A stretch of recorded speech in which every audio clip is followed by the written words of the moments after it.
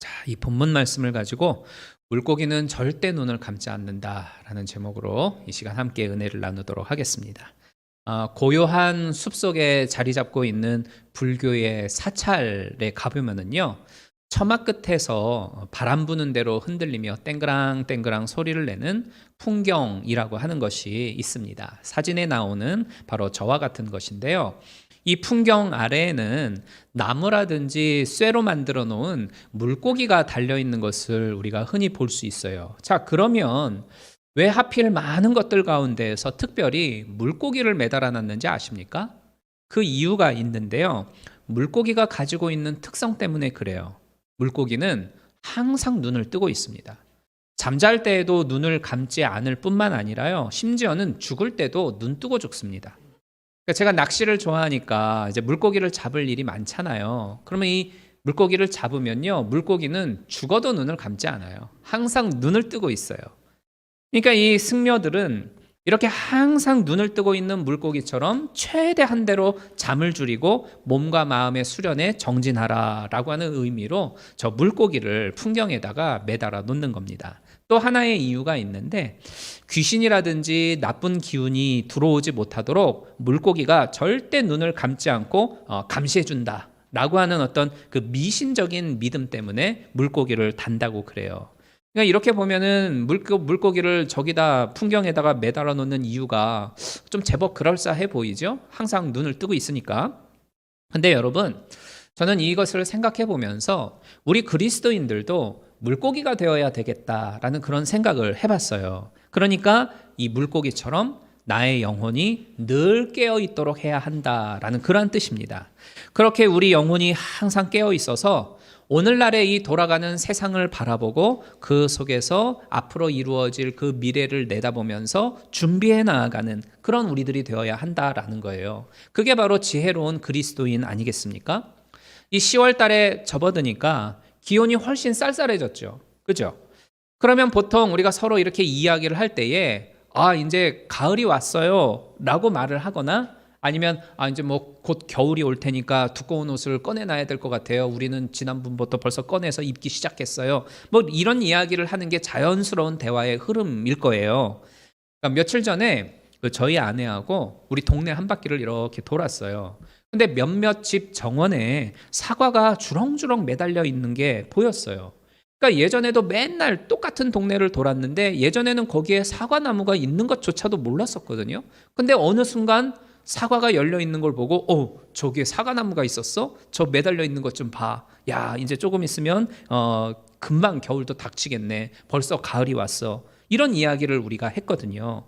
그러니까 오늘 본문을 보면 예수님과 제자들 사이에서도 이와 유사한 대화들이 진행되어지고 있음을 볼 수가 있습니다. 29절과 30절에 보면 무화과 나무와 그 밖의 모든 나무를 봐봐라. 나무에 새순이 돋으면 이제 여름이 왔구나 하면서 너희가 알지 않겠냐. 이런 말씀을 예수님이 하죠. 그러니까 일반적으로 이스라엘에서의 무화과 나무는 4월 가운데에 싹을 내고 여름철인 6월 말에서 7월 달에 열매를 맺는 게 일반적이라고 그래요. 그러니까 우리가 사과 열매가 맺히는 것을 보면 가을이 왔다 이렇게 말을 하는 것처럼 이스라엘에서 이스라엘 사람들은 무화과 나무에 새순이 돋는 걸 보면 이제 여름이 왔네 이렇게 이야기를 한다는 거예요.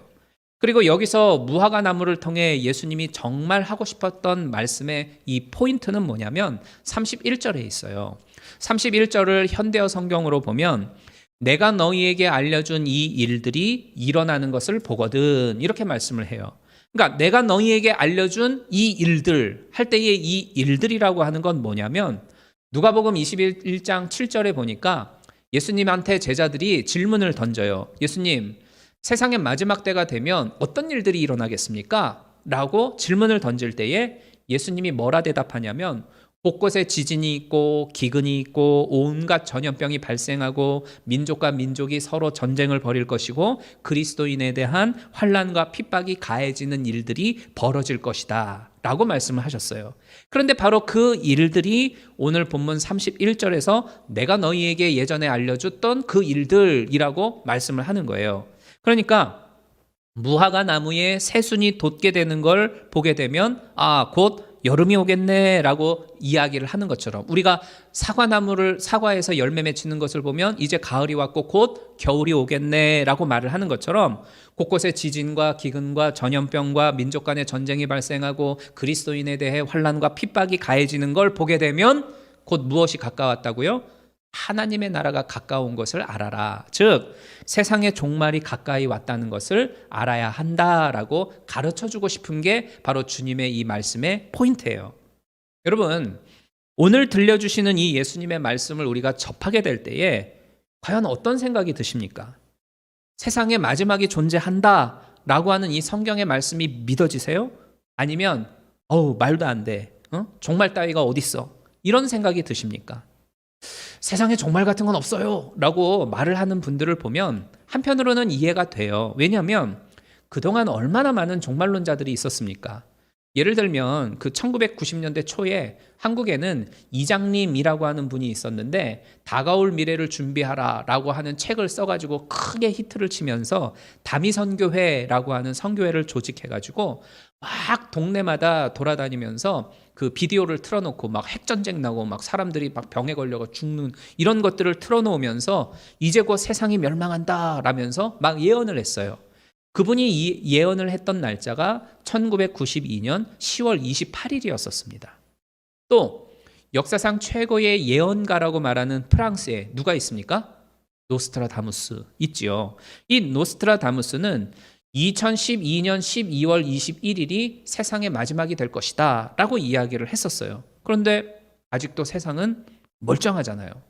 그러니까 이외에도 종말을 예언했던 여러 많은 사람들이 있었는데 다 꽝됐죠. 그러다 보니까 이제는 어느 누가 종말을 이야기하면 뻥치시네, 우리가 뭐 어디 한두 번 속나? 하면서 믿으려고 들지 않는 게 오늘날의 현실입니다. 게다가 성경에서 말씀하고 있는 이 지구 종말에 대한 상징들, 이를테면 세계적으로 발생하고 있는 민족과 민족 간에서의 전쟁이라든가 지진이라든가 자연재해라든가 그리고 얼마 전에 플로리다를 강타했던 그 이안이라고 하는 그 허리케인이 있었잖아요. 이런 허리케인이라든가 뭐 혹은 기독교인에 대한 핍박이나 박해 이런 것들은 사실 아주 오래전부터 지금까지 계속되어 왔던 거예요. 그러니까 인류 역사 속에서 지금만 처음 있는 게 아니고 옛날에도 있었어요. 전혀 새로운 게 아니라는 거예요. 그런데도 성경은 변함없이 누누이 만물의 마지막이 가까웠다. 곧 올 거다. 그러니 얘들아 이제 얼마 안 남았다. 이런 말씀을 성경은 계속하고 있는데 이게 지금 대략 2000년째 계속되어지고 있는 경고라는 말이죠. 그러니 사람들은 이 세상 종말에 대한 성경의 경고를 2000년 동안 이루어진 아주 오래된 뻥치기다라고 생각을 하면서 우습게 여기게 되어지는 겁니다. 그래서 주님은 혹시라도 세상에 종말 같은 건 없다라고 생각하고 살아갈 그 사람들을 염려하시면서 한 말씀을 덧붙이는데 33절에 보면 천지는 없어지겠으나 내 말은 없어지지 아니하겠고 이런 말씀을 하는 거예요. 그러니까 우리가 누구하고 중요한 약속을 한다거나 무언가를 확실하게 강조할 때 뭐라고 말해요? 야, 하늘이 무너져도 나는 내 약속 꼭 지켜. 이런 말을 하지 않습니까?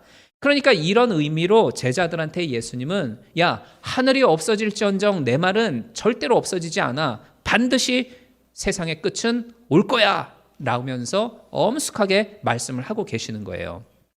여러분, 지혜의 왕인 솔로몬은 천하의 모든 것에는 기한이 있고 목적이 이루어질 때가 있다라고 말을 한 적이 있죠. 그러니까 이 세상에 가장 기본적인 진리와 법칙이 있다고 한다면 그건 뭐냐면 시작이 있으면 끝이 있다라는 겁니다.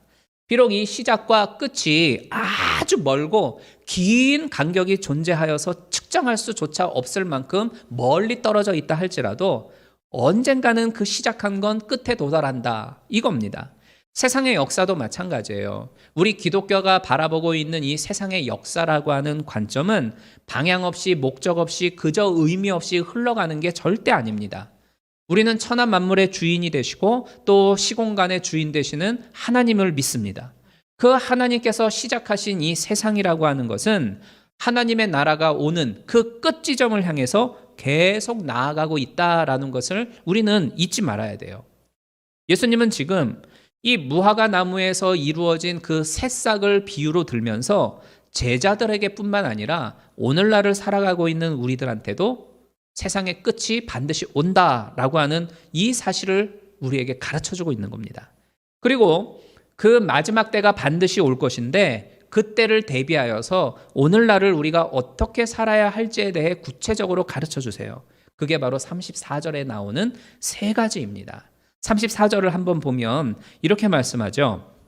너희는 스스로 조심하라. 그렇지 않으면 방탕함과 술 취함과 생활의 염려로 마음이 둔하여지고 뜻밖의 그날이 덫과 같이 너희에게 임하리라. 그러니까 첫 번째는 뭐냐면 방탕함을 조심하라 라는 말씀입니다. 방탕하다라고 하는 건 술이나 도박이나 혹은 성적인 쾌락에 빠져가지고 그 행실이 좋지 못하게 되는 것, 이것을 방탕이라고 이야기를 해요. 그런데 이런 것들에 나도 모르는 사이에 물들어지지 않도록 항상 깨어있고 조심해라 라고 주님이 가르치신다라는 겁니다. 제가 한국에 있을 때 그 서빙고에 온누리교회라고 하는 큰 교회가 있잖아요. 그 교회에서 목회자들만을 대상으로 해가지고 아버지 학교를 한 적이 있었는데 제가 거기에 참여해서 2박 3일 동안 세미나를 가졌던 적이 있었습니다. 그런데 어느 날 이제 자신의 아버지에 대해서 간략하게 소개하는 그러한 시간이 있었는데요. 놀랍게도 거기 모여 있는 분들이 다 누구예요? 목사님들이에요. 근데 목사님들인데도 불구하고 자기 아버지를 소개할 때에 내 아빠는 술이랑 혹은 여자랑 아니면은 도박 때문에 빠져버려가지고 내가 어렸을 때 큰 상처를 받았었다. 이런 이야기를 하는 분들이 굉장히 많아가지고 놀랐어요. 그리고 이렇게 방탕했던 아버지들한테는 하나의 공통점이 발견돼요. 그건 뭐냐면 아버지로서, 남편으로서 감당해야 하는 마땅한 책임을 내팽개쳐버렸다라는 공통점이 그분들한테 발견돼요. 그러니까 당연히 그 가족은 어떻게 되겠습니까? 그 가족 공동체는 어떻게 되겠어요? 그런 방탕한 아버지 때문에 큰 고통 속에서 괴로워하면서 어린 시절을, 오랜 시간을 보낼 수밖에 없었겠죠. 그러니까 이처럼 사람이 자기 육체의 즐거움을 가져다주는 쾌락에 빠져버리고 그 감각적인 것에 집중을 해서 살아가다 보면 방탕한 삶으로 이어져요. 그리고 방탕한 삶을 살아가다 보면 자기가 있는 그 위치에서, 그러니까는 아버지라고 하는 위치에서, 어머니라고 하는 위치에서, 아내라고 하는 위치에서, 남편이라고 하는 위치에서, 더 나아가서는 그리스도인이라고 하는 위치에서 마땅히 해야 할 일들인데 그 마땅히 해야 할 일들에 대해 둔감해져 버려요. 해야 할 일임에도 불구하고 마음이 둔감해져 버려요. 둔감해지면 어떻게 되겠습니까? 딱딱해져 버리겠죠. 굳어져 버려요. 그러면 결국 자기가 속해 있는 공동체뿐만 아니라 자기의 삶도 파멸이라고 하는 목적지에 도달하게 되어지는 겁니다.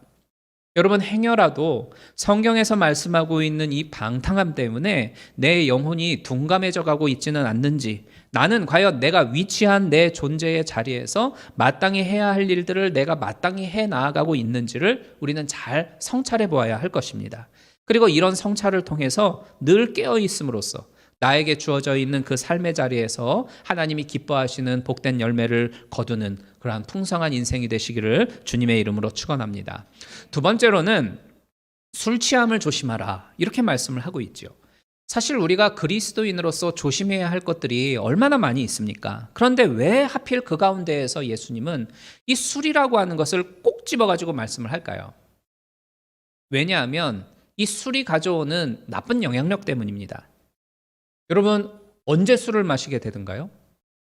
언제 술을 마셔요? 술 마셔본 적 없으셔서 모르시죠? 네, 그럼 술을 마셔본 제가 한번 이야기를 해보도록 할게요.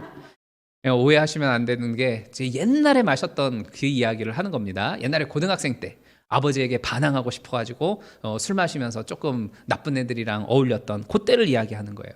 이 술 마시는 때는 언제냐면 일이 잘 안 풀릴 때, 이렇게 마음이 막 답답한데 이것을 누구에게 하소연할 수가 없을 때, 내가 속에서 막 화가 치밀어 오르고 분노가 쌓이는데 이걸 풀어 헤칠 수가 없을 때, 외로울 때, 그래서 누군가에게 기대고 싶을 때, 그때 술에게 기대는 거예요.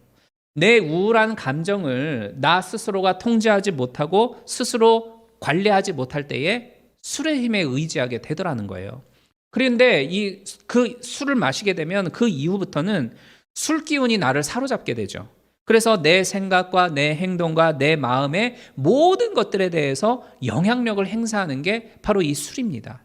하나님은요, 하나님이 창조하신 인간이 거룩한 것 이외의 그 무언가에게 영향력을 받아가지고 그것으로 조종당하는 것을 굉장히 싫어하세요. 그런데 인간을 지배하고 영향력을 행사하기 가장 손쉬운 것이 뭐냐? 이 술이라는 겁니다. 우리는 어디서든지 술을 접할 수 있죠. 또 술 마시는 행위에 대해서 관대한 사회 속에서 살아가고 있어요. 그렇기 때문에 이것을 조심하라고 주님이 말씀하는 겁니다. 성경을 보면 어느 한 인간이 쾌락에 탐닉한 상태를 표현하려고 할 때에는 어김없이 술 취함을 예로 드는 경우가 성경에 많이 등장해요. 그리고 술 하면은 뒤에 자연스럽게 따라붙는 게 있어요. 그게 뭐냐? 정상적이지 않은 성관계가 항상 뒤따라붙게 되어져요. 성경에 보면 그런 인물이 나오죠. 바로 롯이 자기 딸들을 범하게 되는, 근친상간의 죄를 범하는 그러한 사건이 있죠. 또 사사기에서에 보면 힘센 사사 누구예요? 삼손이 있지 않습니까?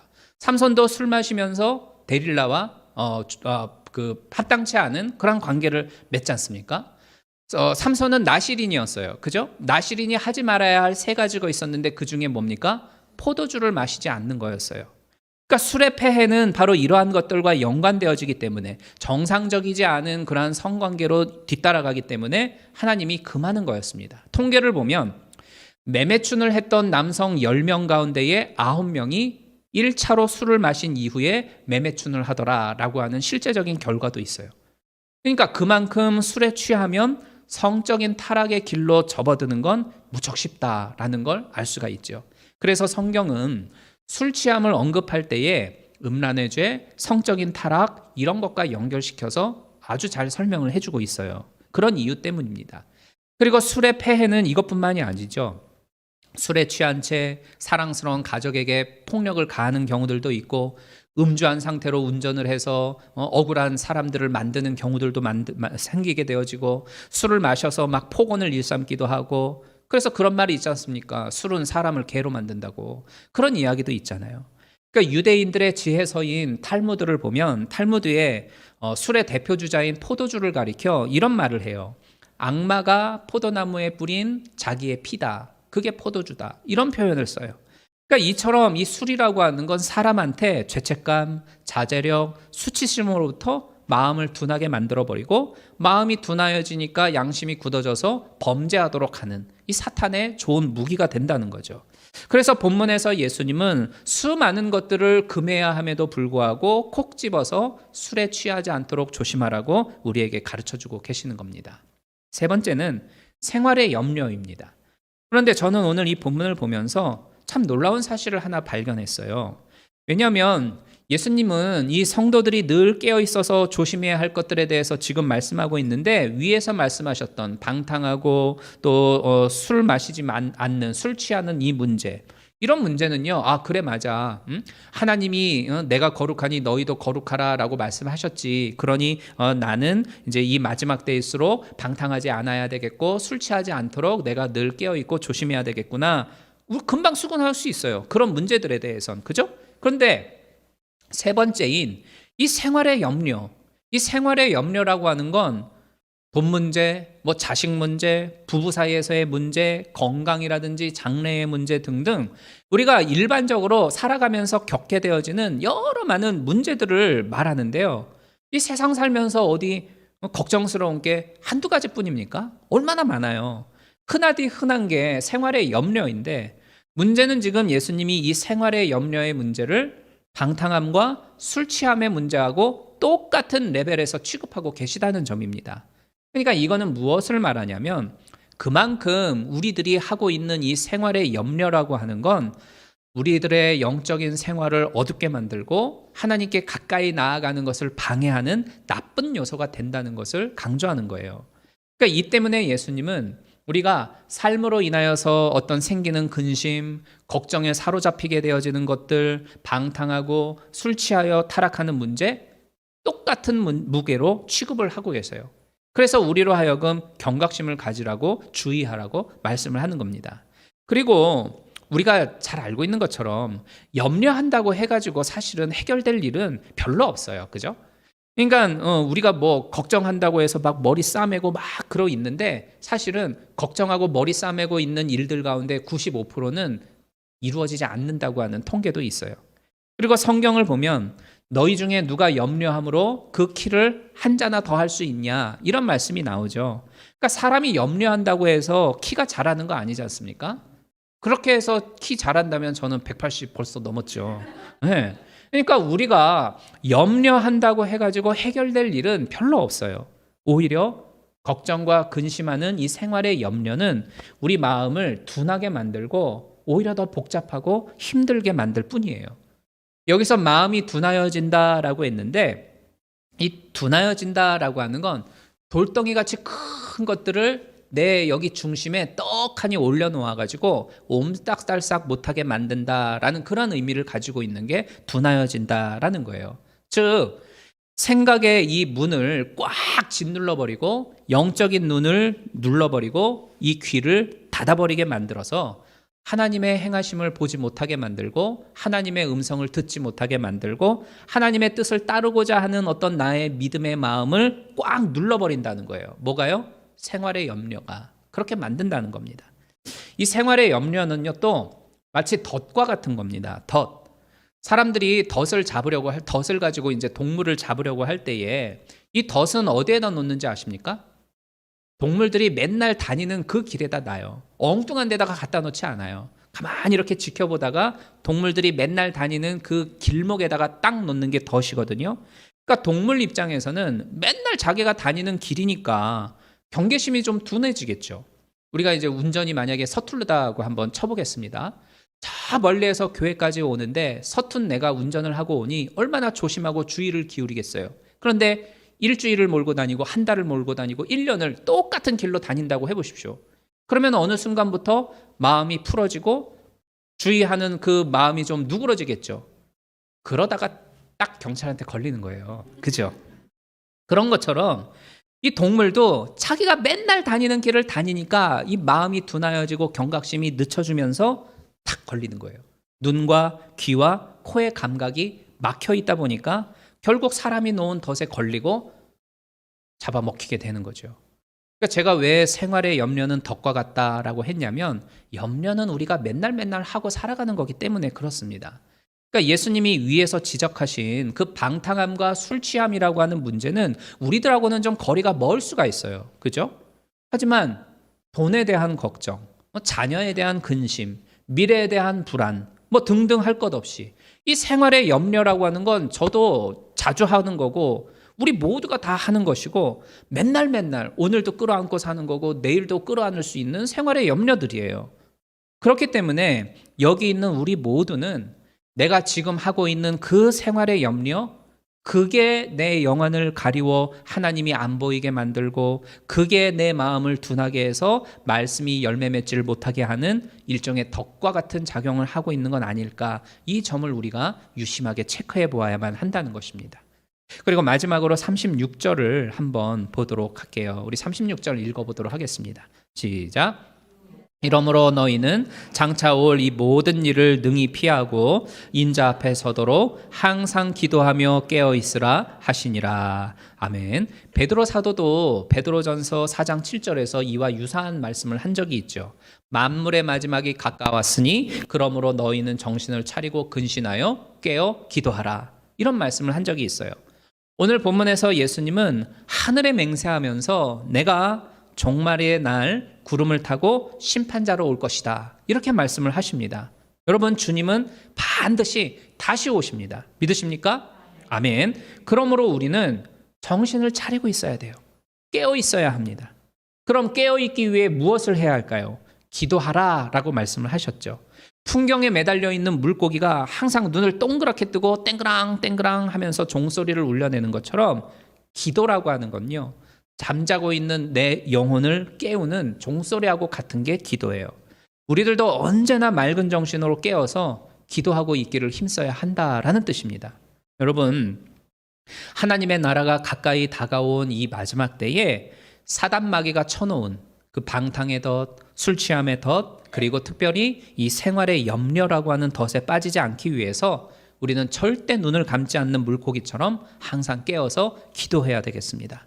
그리고 그렇게 깨어서 기도함으로써 마지막 날 영광의 왕으로 다시 오시는 그 주님을 기쁨으로 맞이하는 우리 모두가 다 되기를 주님의 이름으로 축원합니다.